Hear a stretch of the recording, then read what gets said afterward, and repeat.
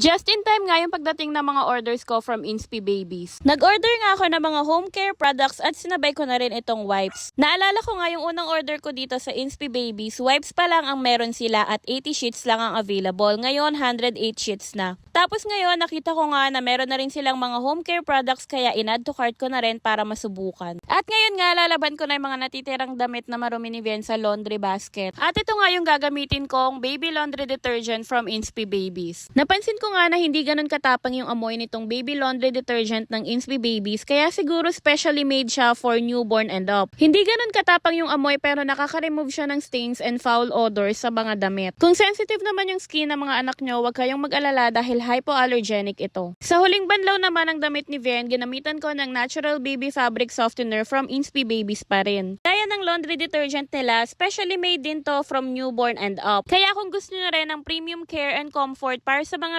babies nyo, subukan nyo na rin yung mga home care products from Inspi Babies.